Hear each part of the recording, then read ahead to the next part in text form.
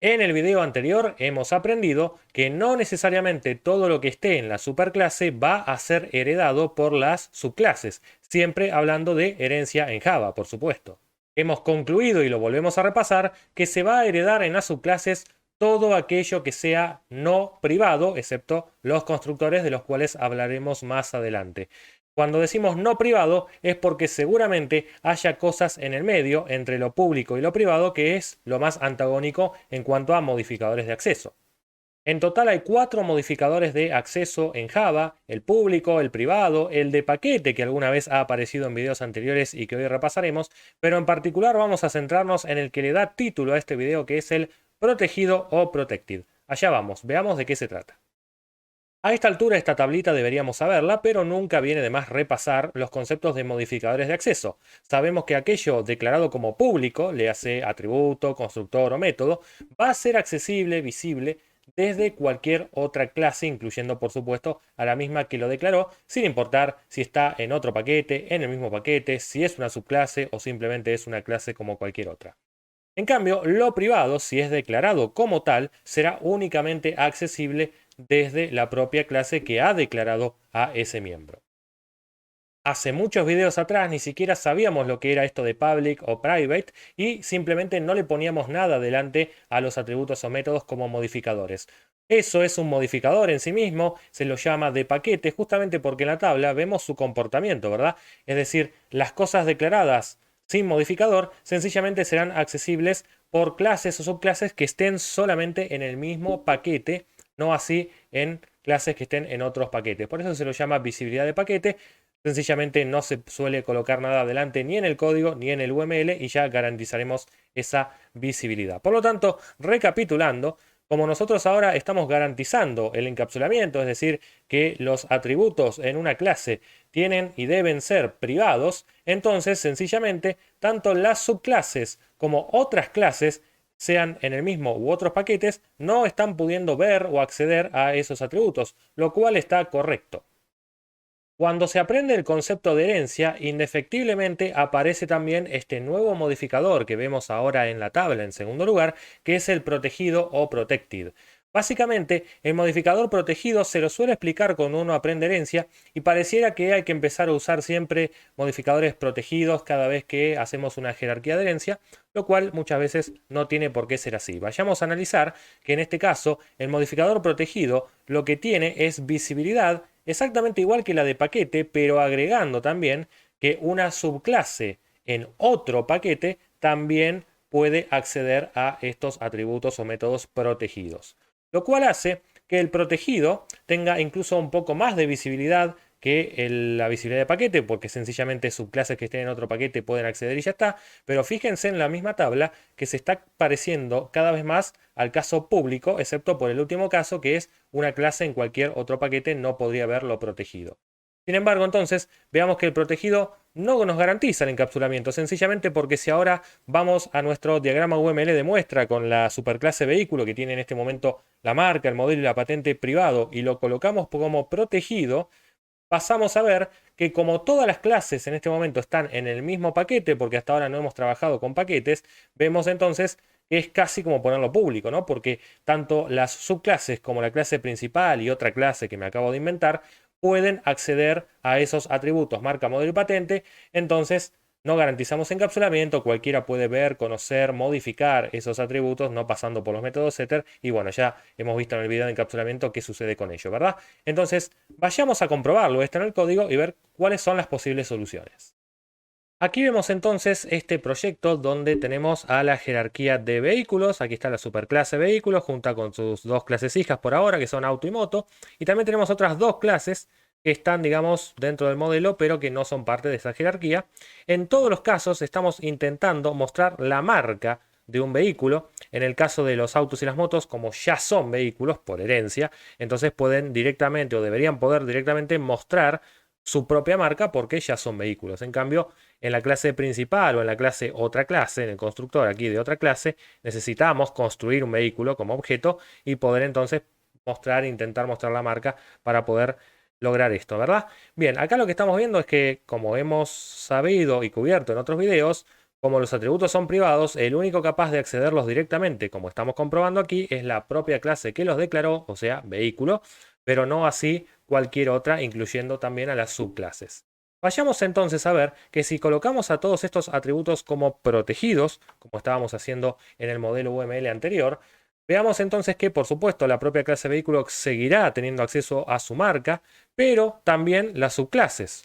Lo cual hasta ahora pareciera que no tiene un peligro, pero ya hablaremos dentro de un ratito sobre eso. Pero fíjense que esta visibilidad protegida garantiza no solamente que las subclases de cualquier paquete, sean el mismo u otros, puedan ver esos atributos, sino también tiene este peligro, que todas las demás clases que estén en el mismo paquete, sin importar que no sean subclases, también tienen visibilidad. Fíjense que están pudiendo directamente acceder a la marca, así en este caso para mostrarla, pero también para modificarla, etcétera, sin pasar por la voluntad de la clase vehículo, que es la propietaria, ¿no?, de esa marca. Entonces, esto es muy peligroso, rompe el encapsulamiento. Vayamos a ver una manera que podríamos tener para garantizar de que lo protegido sea solamente visible por las subclases y no por otras. Lo que vamos a hacer es crear un nuevo paquete. Para crear un nuevo paquete aquí en NetBeans o en Eclipse o la gran mayoría de los IDEs es muy parecido. Venimos aquí a Source Package y hacemos clic derecho, New Java Package. Y acá vamos a ponerle el nombre a este paquete, por ejemplo, vehículos. Vamos a aceptar, porque ¿cuál es la idea? Que en este paquete vehículos, que en este momento está vacío, haya solamente las clases que compongan a la jerarquía de vehículos. Es decir, vehículo como superclase, auto, moto y todas las demás que pudieran llegar a aparecer. No sé, moto, bicicleta, avión, barco. Son todos vehículos. Entonces vamos a arrastrar, en este caso al paquete vehículos. Me va a salir un cartelito acá diciéndome que quiero intentar mover clases entre paquetes. Esto necesita algunos ajustes en el código. Le dejo y le delego al IDE que lo haga con este botón refactor. Ahí está. Y ya lo ha movido, ajustando lo que haya que ajustar. Fíjense que en este caso, por ejemplo, en la clase principal, para poder hacer uso de lo que es la clase vehículo, hubo que hacer un import, cosa que antes no necesitábamos, porque justamente vehículo cambió de paquete, ¿verdad? Pero ahora observemos que logramos lo que queríamos, ¿no? Porque tanto en la clase principal como en otra clase, que son, digamos, clases que están por fuera del paquete y tampoco componen a la jerarquía de vehículos, no pueden acceder entonces a la marca. Volvimos al caso anterior, pero sí pueden accederlo, por ejemplo, las motos, los autos y por ende los vehículos también, que son parte de esta jerarquía de vehículos. Por lo tanto, una solución para que el protegido sea como exclusivo de la jerarquía de herencia es justamente garantizar que esas clases que componen la jerarquía de herencia sean todas parte y exclusivamente de un paquete específico y todas las demás clases del modelo deben ir a otros paquetes. De esta forma el protegido parece que va a andar como esperábamos. Sin embargo, ahora vamos a hablar de lo siguiente. ¿Deberían las subclases ver directamente los atributos de la superclase? Vayamos a ver.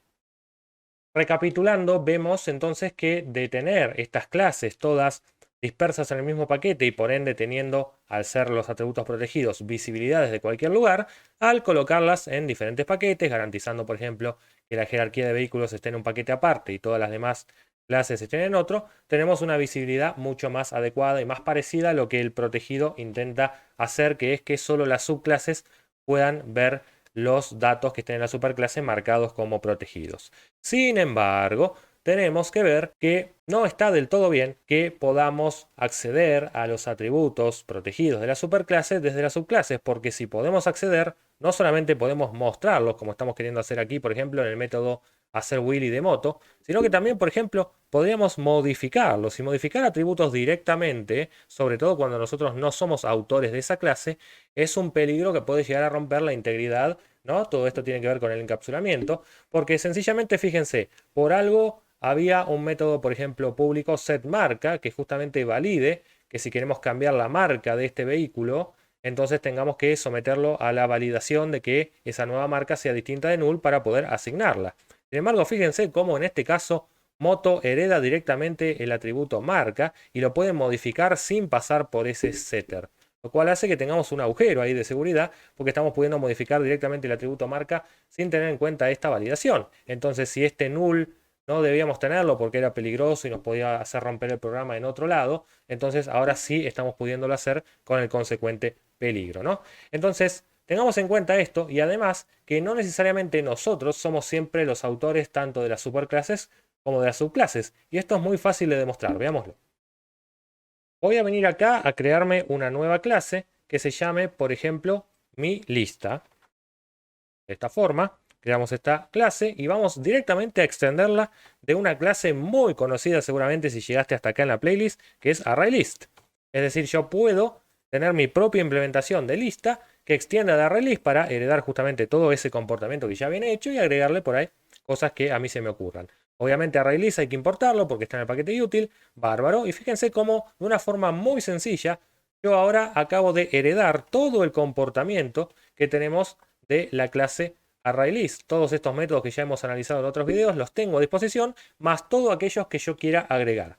Sin embargo, ¿hemos heredado necesariamente todos los atributos de ArrayList? Ni siquiera conocemos qué atributos tiene ArrayList porque nunca lo hemos trabajado de esa forma. Sin embargo, intentemos mostrar algunos de sus atributos y vayamos a ver que no tenemos prácticamente ninguno. Es decir, si entramos ahora a la clase ArrayList y vemos cuyo único atributo es este size, bueno, también está este element data, pero no me quiero meter en el transient en este momento, así que vayamos a ver que en este caso tenemos el size, ¿no? El size del ArrayList que nos dice cuántos elementos tiene en este momento, que fue declarado como privado. Imagínense que si fuera declarado como protegido, yo en este momento en la clase miLista podría haberlo heredado y entonces cambiar ese size directamente, ponerle un 0, ponerle un valor negativo, ponerle un valor gigantesco, sin haber necesariamente pasado por sus métodos agregar, quitar, etc.